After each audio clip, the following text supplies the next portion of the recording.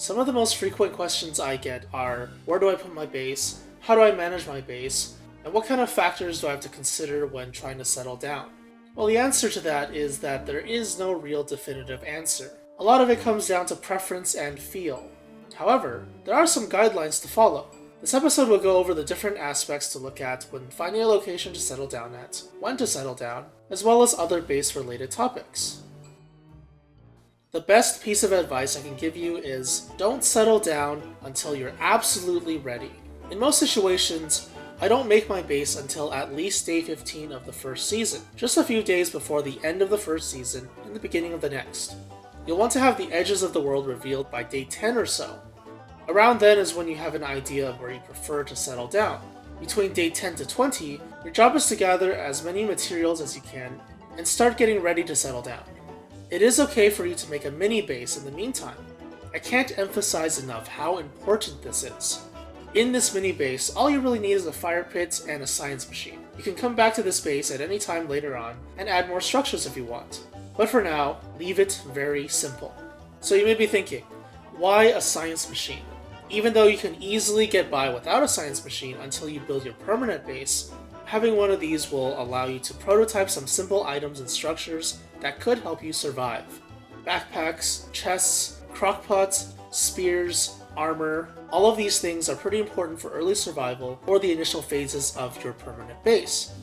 Each time you prototype an item or structure, you instantly regain 15 sanity. This is especially useful if you intend to rush exploration overnight and your sanity gets rapidly depleted in the process. The science machine itself isn't very costly, so it shouldn't hinder your progress. The place you want to settle down at is highly dependent on preference. Some players like grasslands because it's relatively tame and it isn't a very dense biome in terms of resources, so it's easy to build around without having to shovel everything up. Other players, like myself, prefer the savanna biome because of the beefalo that usually come with it. Beefalo can be used as bodyguards or resources. You can kill them for meat and wool, or you can shave them for just wool. The wool can be used as a source of fuel for your fire, and it's also used for the ever-important beefalo hat. Regardless of what you prefer, the most important thing to consider when finding a place to settle down is to make sure there are immovable resources nearby. Immovable resources, like the name suggests, are resources that cannot be moved or grown. The primary immovable resources that I look for are rocks, reeds, the Pig King, and beefalo herds. These are some of the most valuable things in the game, and should be prioritized over all else if you intend to survive for a long period of time. Immovable resources also include ponds, rabbit holes, sinkholes, walrus camps, cacti, and wormholes. Depending on your preference, you may settle down near these as well. But aside from cacti, rabbit holes, and wormholes, I highly recommend avoiding these areas unless you're fully aware of the hazards that come with them. Sinkholes are dangerous in all seasons because basilisks come out of them. Ponds are dangerous in all seasons but winter because frogs and mosquitoes spawn from them unless the pond is frozen. Walrus camps are dangerous in winter because McTusk spawns there. So unless you're okay with these things being near your base and having to actively deal with them every few days, just avoid settling down in these areas. You'll save yourself a lot of trouble. The reason immovable resources should be as close to your base as possible is because many of these resources are very important for crafting items and long-term survival in general. Wasting an entire day or two just to get to the biome where these resources are located at is highly inefficient. Inventory space, hunger, and sanity can be issues when gathering resources from really far away. And also, you're wasting a large chunk of the season. Many players often underestimate the importance of time management in terms of how you use the days in a particular season. Autumn and spring are 20 days, winter and summer are 15 days, so it's not a very good use of time to spend 5 or 6 days just going out to gather resources. And to make matters worse, hound waves can spawn 2 to 3 times a season, depending on how long you survive for, and giants generally spawn at the end of each season. So if you spend a large chunk of the season just wandering around the map, then it makes it that much harder for you to allocate time to deal with the other issues in each season. Proper structure placement is very important in base building, and not just for cosmetic reasons. Again, there is an aspect of preference, but there are generally more favorable ways to place structures in your base. In almost every case, you'll want to build your base in the middle of a landmass instead of near the coast. Bases can get quite big, so having a larger area to work with is a good idea. Also, pangolins spawn on top of you if you walk near the water in winter.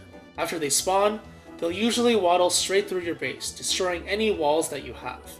Plus, pangolins are just really annoying. Probably the most important structure in your entire base is the fire pit.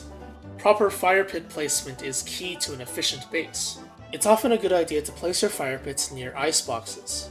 Since ice boxes store food, you'll often want them near crockpots and drying racks, and to a lesser extent, farms. As for other items, chests are often good items to place near fire pits. This is especially the case for chests that are designated for fuel items like manure and beefalo wool. In general, it's a good idea to place items that you frequently use around the fire pit. Because you'll likely be around the fire pit most of the time, that means you'll also have access to important items most of the time. Now, on the other hand, it's inefficient to place structures like the science machine and other research items near a fire pit. The reason is because these items are used for one-time prototyping. Once an item is prototyped, you'll never need the machine again to make it. Now finally, the most important factor to consider is the location of your fires in relation to the location of your ice flingomatics. The ice flingomatics are really important because they'll conveniently put out smoldering items and fires in your base. However, the flingos put out fires indiscriminately. So, if the flingo is in range of your fire pit, it'll constantly put out your fire pit if you try to light it. The key to an efficient base is to make sure that your fire pit is outside of the range of your ice flingomatics, while being inside of the range of your chests and other flammable items. As mentioned earlier, fire pits and ice boxes often go together pretty well, not just because you can cook items efficiently, but because ice boxes are not flammable. A properly built base usually has this intersection where there are non-flammable items. And outside of this non-flammable area, there's everything else that must be within the ice flingo's range. Crockpots, chests, research machines, farms, drying racks, everything. Needless to say, you're most likely going to need a couple flingos for your base, especially if you build a really large base. Some of my bases have over a dozen flingos. It's insane, but necessary. Without mods, the flingo's extinguish range is not shown unless you have a spare flingo made and you click on it and hover it over the placed flingo.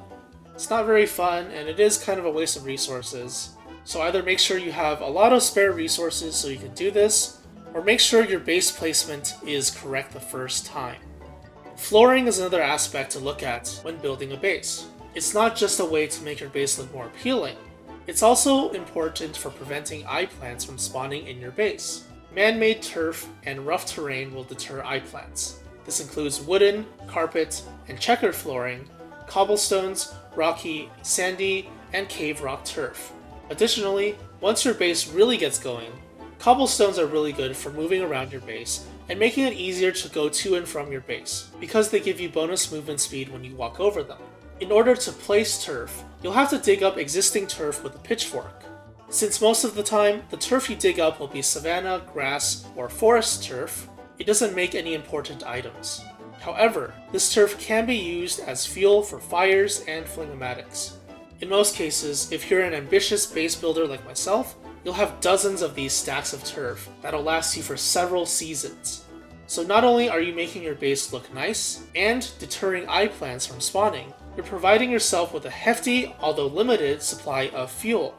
Note that most of the turf that blocks eye plants from spawning will also prevent you from planting anything as well. However, this is just a minor inconvenience. It can be remedied by digging up the turf and replanting the plants, then placing the turf over it again to cover it up.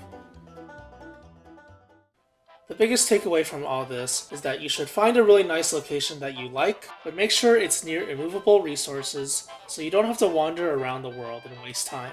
Once you pick a location, don't rush the process. Take your time, and make sure that your base is properly built around the fire pit. In general, you want to build from the inside to the outside, and continue to expand as you survive longer. Base building is an art that takes time to refine. I'll end off this episode with some bases that I've worked on. So enjoy the show, thanks for watching, and don't starve.